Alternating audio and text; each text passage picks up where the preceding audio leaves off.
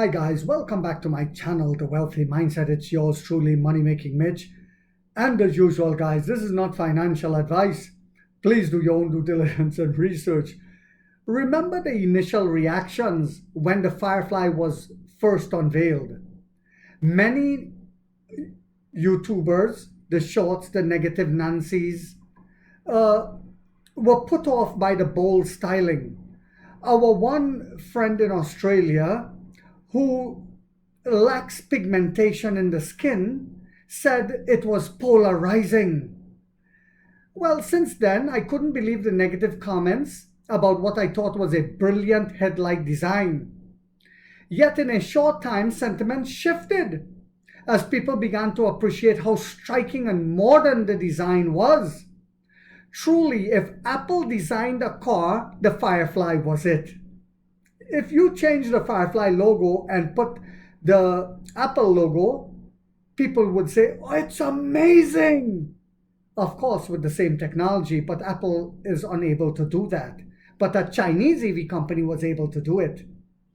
Combine the design with cutting-edge tech and intuitive, simplified controls, and you have a product that makes even the most loyal customers question legacy's stale design.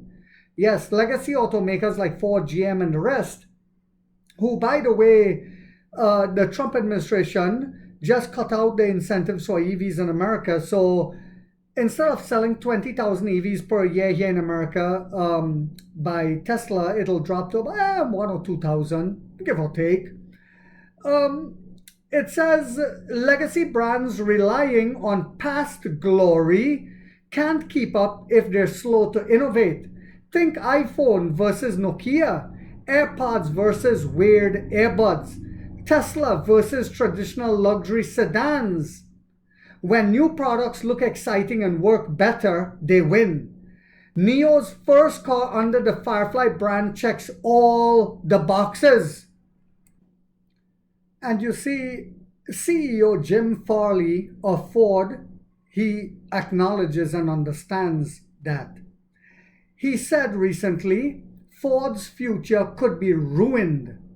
This is why NVIDIA CEO went over to China and then begged the Trump administration to allow NVIDIA to start selling chips to the Chinese again. And I spoke about that. It's a little bit too late because China is making their own chips and they're going to continue to advance in that field, understanding that they cannot rely on anyone.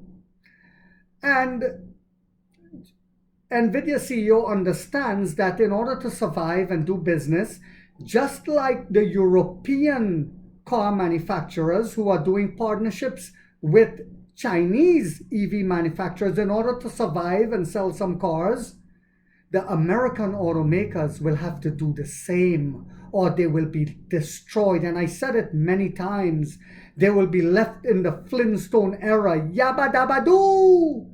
So Ford Jim Farley told an audience at the 2025 Aspen Ideas Festival, "We are in a global competition with China, and it's not just EVs, and if we lose this, we do not have a future at Ford."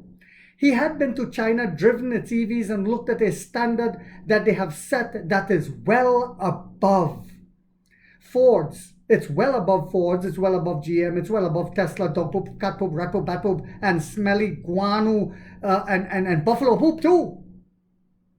They know that, but the Western media will not tell their people that. It is not the first time he has made a similar observation. China can make high quality and inexpensive electric vehicles. Ford has invested $30 billion into EVs and has tiny sales. It kind of rings a bell with the DeepSeek moment, where they spent billions and billions here, and DeepSeek were able to make a language model with a couple $1 million. Among the things that Farley is anxious about are obvious. First, China can make EVs and sell them for a fraction of what Ford charges for EVs today, and with superior technology compared to Ford. For example, the F-150 Lightning, which is Ford's flagship EV, has a base price of $63,000. And America is in a recession. even though they would not admit that on the news stations. Inflation is off the charts. People can't afford that. That can rise to $70,000 quickly with only modest feature additions. Ford only sells a few thousands of these a quarter, despite a total investment in the EV's future of what appears to be nearly $30 billion. Although China's least expensive EVs cannot be compared to a Lightning, which is true, some of its auto companies have vehicles that are being sold at a very affordable price that can compete way better than the Ford F-50 Lightning.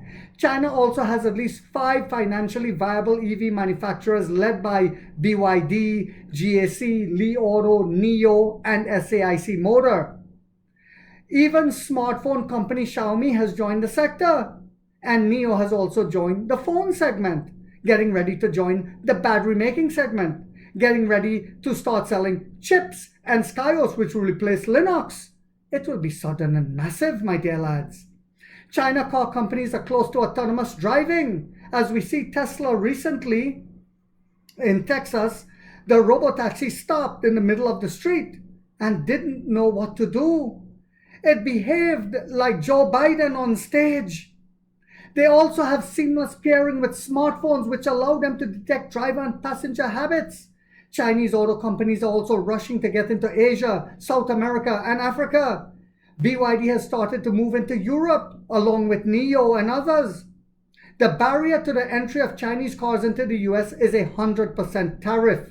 Under the Trump administration, there is no way to say how long that will last, but it cannot last forever. Ford was founded 122 years ago. Excuse me, guys. Ford was founded 122 years ago. There is no guarantee it will make it another decade or less. You heard that right. Just like BlackBerry and the rest.